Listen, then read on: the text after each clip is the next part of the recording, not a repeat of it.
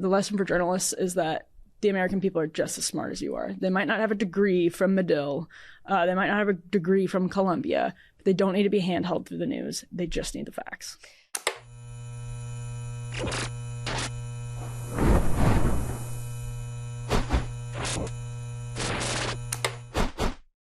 Hi, welcome back to Gen Z Unplugged. We are here today with Emily Jashinsky, who is a DC correspondent. She is a podcast host, and she's an American woman involved in journalism and reporting.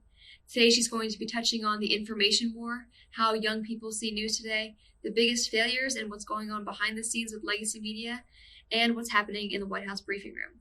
I hope you guys enjoy. Ready? Go for it. Emily, thanks so much for coming on Gen Z Unplugged. It's been an honor to meet you in the past 10 minutes. Just getting to learn a little bit more about you. You're a podcast host, a political commentator. You serve as an advisor on the Luce Center Advisory Board, and you've done a lot with the Luce Center interns. So if you don't mind sharing a little bit about yourself for our audience who may haven't seen your work or been able to catch up with your podcast, if you don't mind sharing a little bit about yourself, how you got involved and what sparked the fire to get involved in journalism. Sure. Well, it's funny you asked the last part of that question. And thank you for having me, because it's always an honor for me to be at the center. I have a memory of, this was the fall of 2008. And I was watching C-SPAN. I was 15, and Barack Obama had just won the election.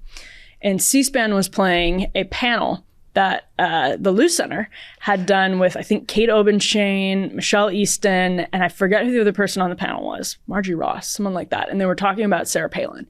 And I grew up in Wisconsin. And the way the media treated Sarah Palin because of her cultural background, put everything else aside, but just because of her cultural background, was sort of personally offensive and annoying as a kid who was just like in a family that hunted and fished and went to church on Sundays from the Midwest. And I remember seeing the Luce Center and being really taken with the way Michelle and Kate were talking about how the left treated Sarah Palin. And that was like a really animating experience, just watching this panel on C-SPAN. So I have a real soft spot for the Luce Center. And I went to work for YAF right out of college, Young America's Foundation, was a spokeswoman there for a couple of years. Worked a ton with the wonderful women here, and have seen a lot of students go through the program and grow up and go into careers of their own. So the Luce Center is just a really integral part of the conservative movement that does boost so many other young people. For me, I always just really loved writing. I always say there are two types of journalists. There are people who go into it because they love reporting, and they put up with the writing. There are people who love writing, so they put up with the reporting. That's me. And there's some people who love both and are really good at both. That is a rare kind. But I really love writing, always loved writing. So when I was at YAF, a job opened up at the Washington Examiner on their commentary desk to kind of cover college campuses, to write about college campuses. And that was really appealing. So I jumped in there, spent 6 years at the Federalist after a couple years at the Examiner, and I have been with Unheard for about a year and fell into podcasting when, this was like 2019, Federalist Radio Hour started to need more substitute hosts. So I was the person who knew how to use the microphones, actually these microphones. So it fell to me, and ever since then I've just not looked back on the podcasting boom, and it is a boom. So that's right. Me from A to Z. You're welcome. Yeah, thanks so much for sharing your experience and just how you got involved in the movement in general. Obviously, you've had so much experience in journalism and just in reporting in general. And recently, we've seen this shift from people trusting in legacy media and kind of like having legacy media be their go-to for where they get their news. And recently we've seen this shift where most Americans are now like not trusting legacy media anymore and are going more toward these independent news outlets. And obviously you've worked and engaged with both of those options. And we just kind of want to hear your thoughts on where you think that's going and Just what are your thoughts on that? I mean, that's a big question. That is the $1 trillion question. And it's that high because it really is about the economy. I mean, the media is a substantial part of the American economy. And there are all kinds of investors right now trying to figure out where to put their money. MSNBC is basically up for sale. Should somebody buy that? Elon Musk thought about buying that. He obviously bought X, which is social media. And that's a place where journalists do most of their assignment editing now. Yeah. And so much work happens on X. So there are economic questions in addition to being kind of ideological, cultural questions. Gallup has been tracking trust in mass media since the mid-70s, like 1974. That hit a record low in 2017.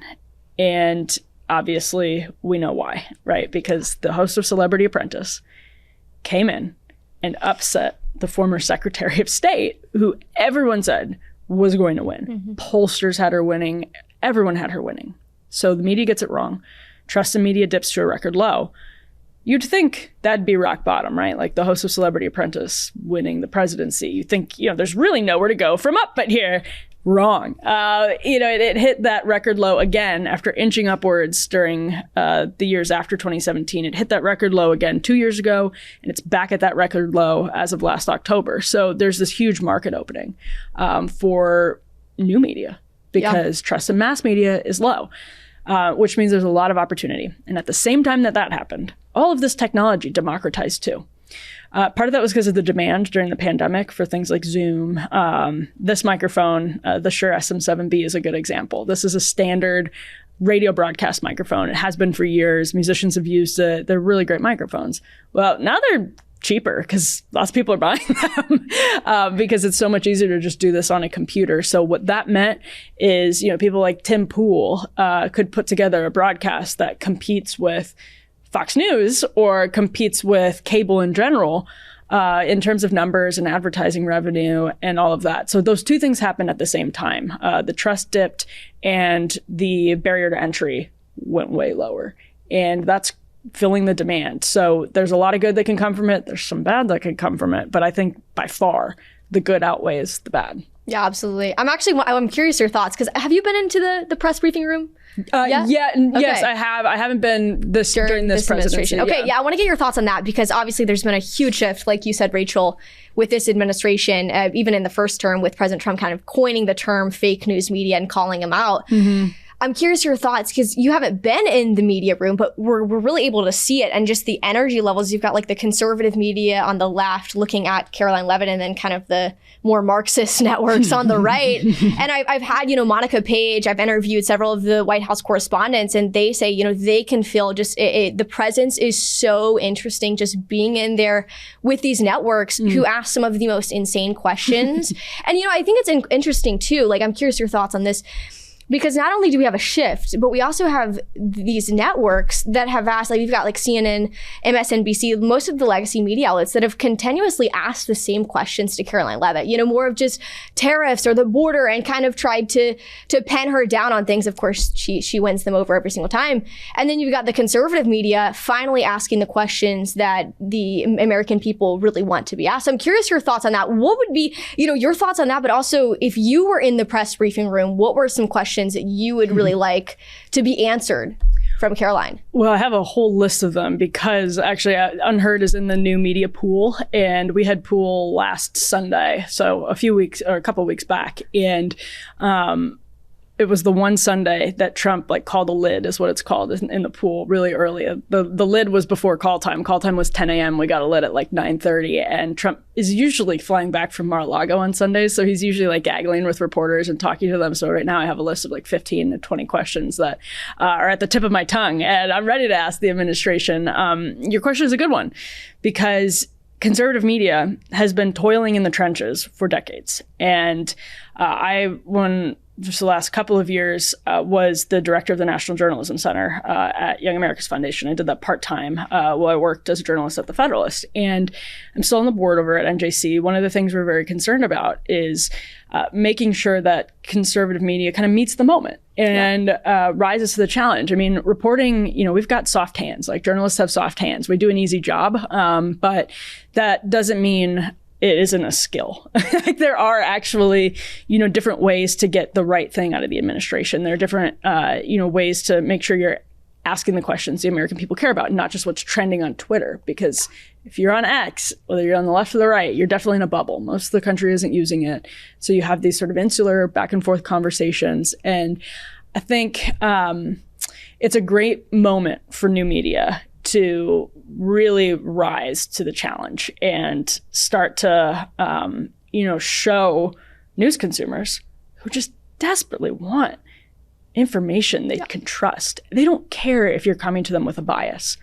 This is one of the things we always taught at NJC is we use the model of Robert Novak, who was, for decades, a very well-respected columnist, but he always reported in his columns. He always got new information. He was always calling his sources. You were always getting reporting packaged in an opinion vehicle. And I think that's what people want right now. And that's what I want to see a lot of these conservative outlets do. I actually just wrote about this for the Washington Post. And one of the points that I wanted to make is that old media right now also has an opportunity to learn from the demand new media is meeting, which is that people want to trust you. They want to trust you. They want to feel that this information is correct because they don't want to waste their time and they don't want to be angry. And people don't want to be angry mostly. Some people do. But they want to feel like they know what's happening so that they can vote and make decisions for their kids, make decisions for their families. They want to have good information. So everyone should be learning right now that people don't care if you're honest. Like they don't care if you're biased as long as you're honest. They just want to know, like, say that you're conservative and then they can, basically the lesson for journalists is that the American people are just as smart as you are. They might not have a degree from Medill.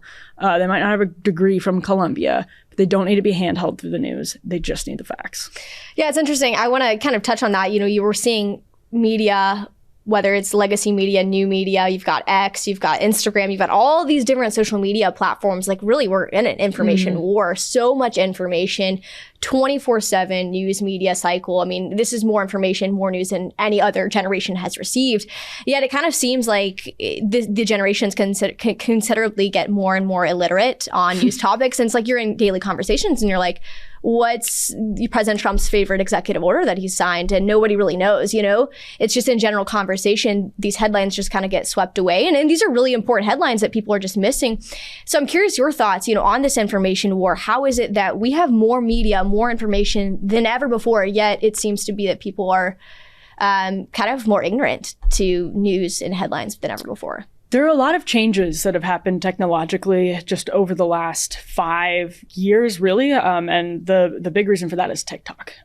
TikTok has dramatically changed journalism. And that happens, I shouldn't even put a number on it because what we're seeing now is just in general, the rate of change in technology is accelerating. Heather Heying and Brett Weinstein have called this hyper-novelty, that the human body is not capable of really adapting to new technologies that quickly. It's one thing when the wheel comes out, right? It's another thing when you have Wi-Fi and then smartphones and then social media on the smartphones. And all of this is happening within the blink of an eye, evolutionarily or biologically is probably the better way to put that. So it's not just that we're having a hard time sort of intaking all this information.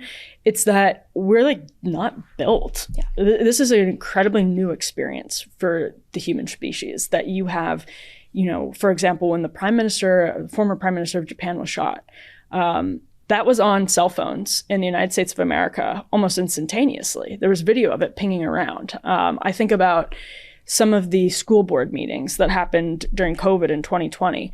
These are local issues that are being litigated internationally by people who are not stakeholders in the local physical community. Like we are just bombarded by news and information in ways that you used to kind of have to turn on the TV or open up a newspaper. You had to have a newspaper subscription. You had to subscribe to magazines if you wanted a little extra news. Like all this stuff, you used to really have to put in effort to get the news, meaning you could avoid it. If you were somebody who just wanted to go along to get along, you kind of trusted the system, you could just not take in a lot of news. Like maybe you'd hear about it at barbecues, but you could choose not to be in the daily fray. Now, if your social media is a mix of personal and international, right? Like the personal news is mixed with the international news and the war and all of that. It's in one place. And it is the most graphic images. The tragedies happening in every corner of the globe are, never more than an arm's reach away. And so is like the full scope of human history, and it's all right there. Yeah. That's very weird. And I think the reason that we have a hard time feeling like we're really informed is it's overwhelming, because you could basically know everything about everything. You just don't know where to start, and you're getting so much conflicting information. It's hard to take it all in. Yeah. Yeah, no, that's so true. I think that is a really important point to touch on. And then going off of that, you kind of talked about more the general audience and how people consume media, and kind of spinning that more into like the specifics towards women in general, because you're a young woman journalist, taking on the world as you are.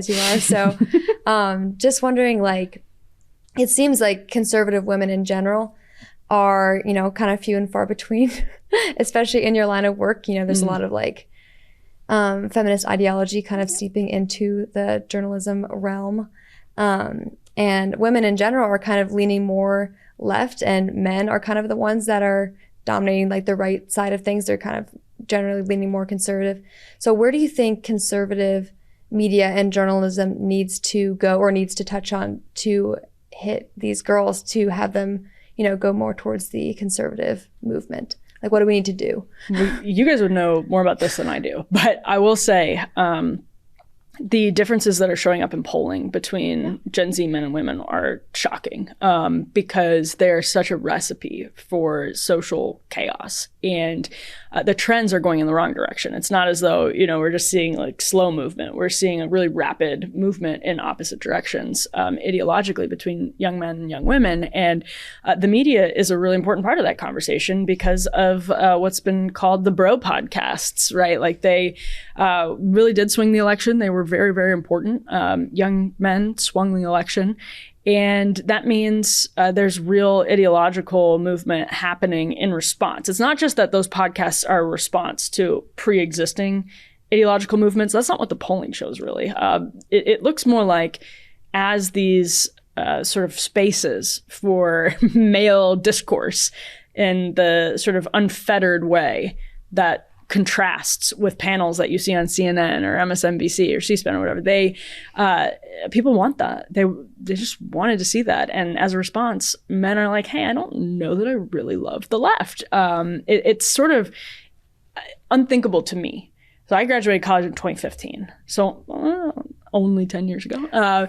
And it's unthinkable to me that the numbers with young men are where they are for conservatives. Like, that's crazy to me. If somebody had told me that in 10 years, that's what would happen in the polling, I would be like, absolutely not. Or like, what happened? Like, what type of, cataclysmic event happened that pushed men in that direction? And I think really what it was is new media exposing the truth about the left's agenda. And when that happened, young men started to look at Me Too, for example. Like when the Me Too movement happened, that's when the old media's facade was cracking. And a lot of young men looked at that and felt it sort of resonated with them personally. They were like, oh my gosh, whatever that is, no thank you, because that's like actually really unappealing. And I'm not talking about like the good, I'm talking about like the excesses of the Me Too movement, of course, like the illiberal excesses of the Me Too movement. And even James Carville, like they're Democrats, Nina Turner, who have come out and said Democrats just feminized in a way that's so, Democrats in the left just feminized in a way that's so unappealing to young men. So for young women, how do young women then expose the same truth to women? How do they make it clear? The difference is what men and women want. And, women for years in this country have been having fewer children, for example, than they say they want to. Lyman Stone has good information on that.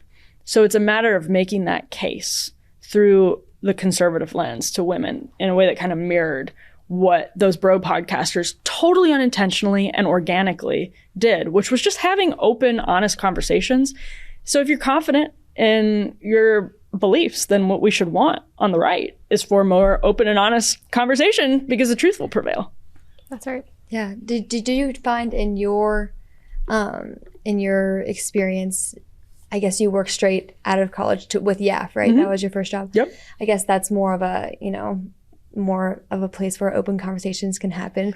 But did you find at all throughout your career that there was, a lot of, the feminist ideology that kind of seeped in? Did you encounter that at all personally in your journey as a journalist? Yeah, I mean, it's baked into everything everyone does, I feel like, because there are, men and women in every environment, and mostly every environment. But you definitely see it in journalism, because journalists on average are more educated, meaning they were had their, worldviews filtered through 4 years of, college education. So they tend to be more left, and they all live in big cities, which makes them even further left. And, at the National Journalism Center, one of the things that we taught was the book Coming Apart by Charles Murray. And if you haven't read it, you absolutely should. I always say it's the best book about media that has absolutely nothing to do with media. And what it shows is how culturally we're literally coming apart, because people are concentrating geographically in what are called super zips. But basically just we're segregated by class in ways that the United States wasn't historically, like since the 50s, I think is where his data goes back to. And that really affects journalism, because it means people just tend to be culturally liberal in ways that make it hard for them to know that it's a political bias, right? This was like 2014 on X. Some journalists went viral because I guess someone posted that the Ford F-150 was the best-selling car in America. And journalists were like, no, it's not. Like, what? No way. And it's just like, what do you if you go anywhere outside of D.C. and New York, that's not surprising to you. You're not going to question that. That's obviously true. But these little cultural differences, or seemingly little cultural differences, just add up to a massive bias. And it's definitely the way that the newsrooms run. I think if you talk to a lot of working female journalists, they'll tell you by the time they're 40 or whatever, they're disappointed with the way that they're able to have a work-life balance, or they aren't able to have a work-life balance, what their editors expect from them. That stuff it's very real, even for women who think that, they want something different. As soon as they start getting married and having children, it becomes a little tougher in media, as in many, many jobs, and makes you kind of question your priors, or not, right? Like some people just think, well, the workplace must be more accommodating. And of course it should be in some ways, but maybe what they're looking for is something totally different. Maybe they're not fulfilled by what they're doing. So definitely see a lot of it in journalism. There's a lot of Ivy League graduates living in big cities. So you see a lot of it. Yeah, I want to go back to mainstream media for a second, because we obviously have seen several different failures in mainstream media leading to where the American people are losing trust in legacy media outlets. You see recently CNN host Jake Tapper coming out with the book, The Original Sin with Alex Thompson, which I find so hilarious, considering he's the one who led on, propagated this cover-up. But really, I believe it's been the greatest cover-up in American history, with Joe Biden being, the competent president to run the White House and to run this country. And then all of a sudden, he needs to be exited out because he's not competent to lead for the next 4 years. So I would love to get your thoughts. I mean, number one, two-part question. Number one, what do you believe has been the greatest failure for mainstream media, but also your reaction to Jake Tapper, CNN, and this new book, The Original Sin, which he's banking off of his lie to the American people. When I think back to 2016, 17, 18, 19, that's sort of when I was new in the world of journalism. And I almost feel like we all forget how intense the Russia collusion narrative was. Every single day. It was the news cycle moving every 2 hours, because there was some new scrap of evidence that was being framed as a furtherance of this idea that Donald Trump himself colluded personally with Vladimir Putin to win the election, and was in some ways an asset of the Kremlin. To me, that's because I just have such vivid memories of how frenzied the daily news cycle was around that narrative. It feels like that's maybe the biggest failure of the legacy press that, I can remember, at least in my lifetime. I mean, there are many. The Iraq War is very significant, and it stands out in ways that journalists look back on. The Great Recession, the way that journalists failed to see that. I mean, there's just some of these huge stories that I missed over and over and over again, and admit to missing. I mean, Columbia Journalism Review said they missed the recession, said they missed the Russia collusion hoax, said they missed the Iraq War. Like, it's really upsetting to see the pattern over and over again playing out the same way. 5 years later, someone writes a piece being like, whoops, here's what we got wrong. And nobody learns why they got it wrong. And this is, to me, what's really frustrating about Jake Tapper. He's come out in promoting Original Sin, the book, and basically said, you know, I look back on this with quote unquote humility, right? He said on his own network on CNN, basically, that he includes himself in the people who could have done better.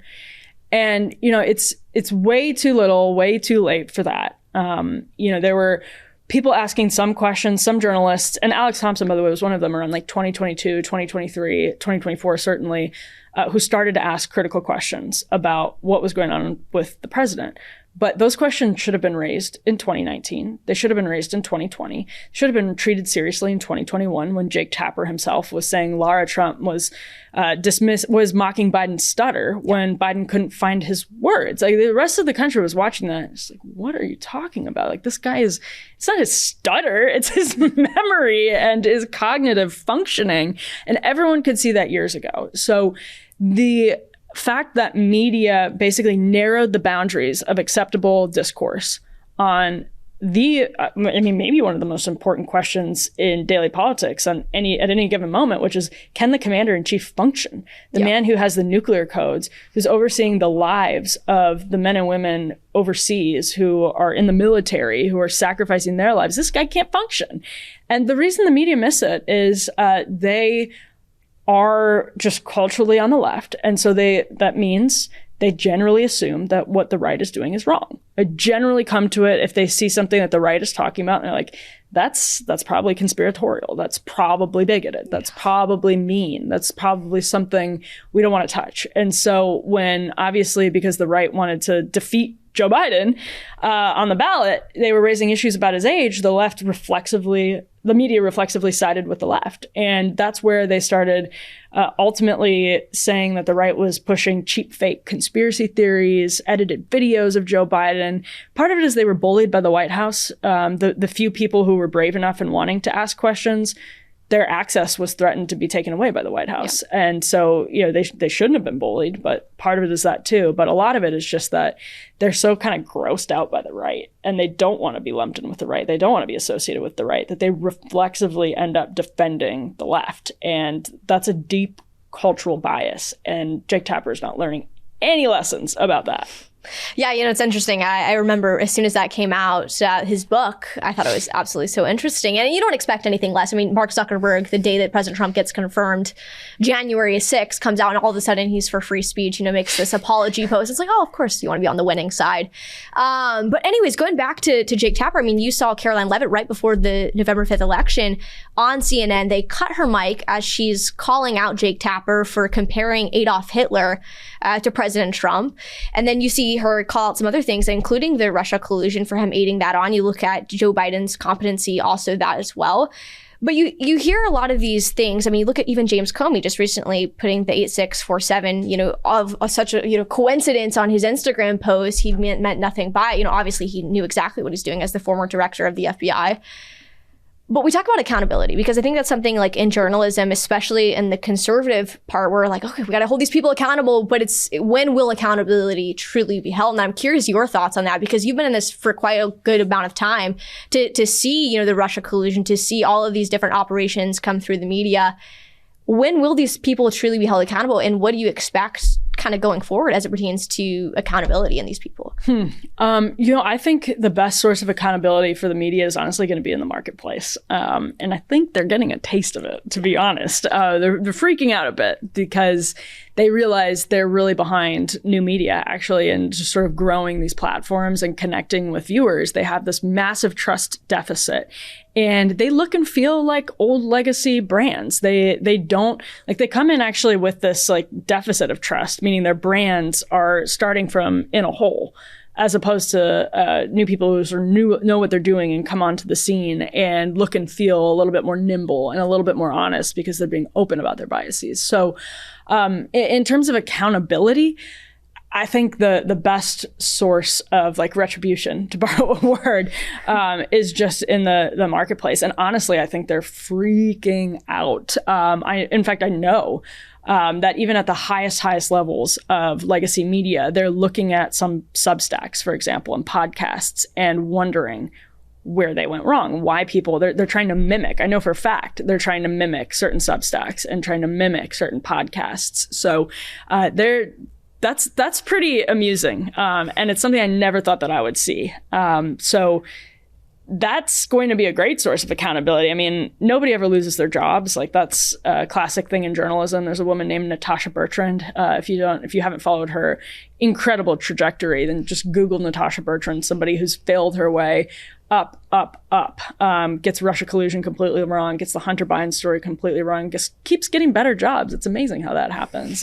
Jeffrey Goldberg, another example of somebody who gets Iraq wrong and is now the editor-in-chief of The Atlantic. I mean, it's just amazing how people are rewarded for doing bad work. But I mean, that might stop once finally the bottom lines are threatened.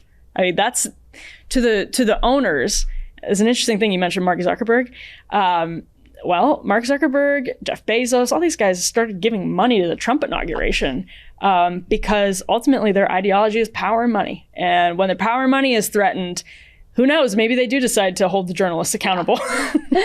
Yeah, that's so true. Do you think that part of the reason that, you know, the accountability may be starting to happen is because the young people of this generation are just over it? Like, they're not wanting to...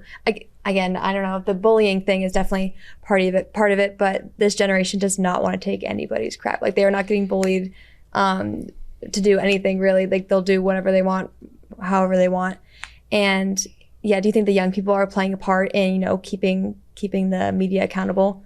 Yeah, I mean, absolutely, because trust in media among young people is very, very low, and that's a huge challenge for them.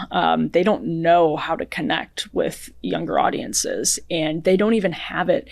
And this is part of there's a tug of war on the left between people who are obsessed with money and power, be like your Bezos or your Zuckerberg, and people who are ideologically committed cultural leftists, like cultural progressives, who have always believed in, you know, men and women's sports and are, you know, all in on 1619 Project and that type of ideology. That's the tug of war on the left. And for a while, the people who were obsessed with power and money were all in on Obama, all in on Clinton, all in on Biden, like Zuckerberg himself, great example, because they thought that's where the momentum in the country was. And they thought like they were making the right bet, a literal bet, like in investing and giving money to this side. And when Trump won in 2024, they realized that bet was a mistake. And so now they're at war with the people they've been in an alliance with for over a decade, which is the ideological cultural leftists. And I don't know who's going to win that battle, but something tells me it's the people with the money and the power,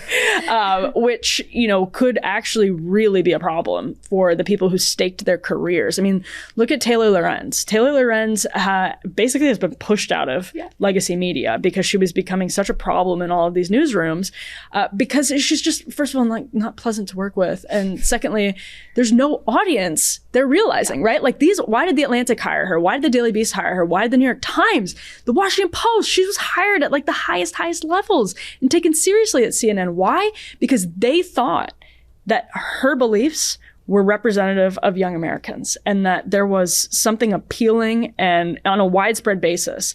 But they're starting to realize that is not true. That is a narrow slice of the population, that Twitter is not real life in that sense. And here you are, you know, Taylor Lorenz has a Substack and she's probably doing well on Substack, but she doesn't have the clout and prestige in journalism anymore. And I'm sure she's like trying to make peace with that. But I guess that's some accountability. Yeah, that's true. And on that, do you have any advice, I guess, to young people or young women who maybe want to get involved in journalism, like in your field? Like, what would you tell the next generation that's rising up and wanting to do this kind of work? What would be some advice? Yeah, I mean, it's a great question because the best advice now, it's like the best advice for your soul and your career. And that's a great thing to have in front of you, which is just tell the truth. And that's what people want right now. They don't sort of want, and I mean that people have always wanted the truth from media, but there's really no appetite anymore for this aspirational neutrality. That's what mass media was. In the era of mass media, it had to be, because if you were the host of CBS Nightly News, you were competing with 2 other people. So you were competing for a much better slice, a bigger slice of the American population. You were basically trying to appeal as many people as possible to get as many ad dollars as possible. Now, in a sense, if you are hosting a show or whatever, you're actually trying to compete for the smallest, not the smallest, but a smaller slice of the pie, but just a really loyal slice of the pie, so that they come back night after night and don't choose one of the other 3 million options that they could be doing with their time, whether it's a podcast or a TV show or even a newspaper, whatever. So that means we're all kind of in niches. And that's actually kind of a good thing, because it means if you're going into media right now, if you are honest, you can, and you tell the truth and you get new facts. Like, the most important thing people sometimes forget about the news is the first 3 letters, which is new. Like, your job is to provide new information. It can be new analysis. It could be new facts, but it's not just to sit around and chat, right? Like, you have to be bringing something to the table. And so if you do that with honesty, there's a huge market for it right now. And so it's important work, and it's fun work, and it's also just like, totally in demand. So just tell the truth and don't take yourself too seriously. That's right. Yeah. You mentioned Taylor Lorenz. Going back to that, man, she is interesting. I don't know if you remember, she was wearing like the mask for the audience. Until like 2024, she was wearing masks. She still is. Okay, of course she is. Gets on Piers Morgan the other day, defends the assassination of the United CEO. Oh, right. Yes. And says, she's overjoyed because it'll teach, the healthcare companies a lesson. And it's like, that's why she's being pushed out, because she says such radical things. And I believe, like, the left doesn't exactly have a specific narrative. They don't believe a specific idea. But like you mentioned, they will push any narrative, any idea to get more power and control, to get more money. And I think that's why we're seeing so many people all of a sudden start switching over to the conservative movement and getting on Substack, getting on all of these conservative platforms, because they realize, like, they're going to lose the American people completely if they don't switch their narrative and where they're going. Do you have any last thoughts for our listeners? Where can they find you? How can they support your work and check out what you're doing? Sure. Well, yeah, thank you for having me. And you can check out the daily show I do over at Unheard. It's at Undercurrents on YouTube or wherever you get your podcasts. And I write at Unheard as well. And I'm on Breaking Points every Wednesday and Friday, so you can check us out there too. Absolutely. Thank you so much, Emily, for coming on the show today. Thanks for having me.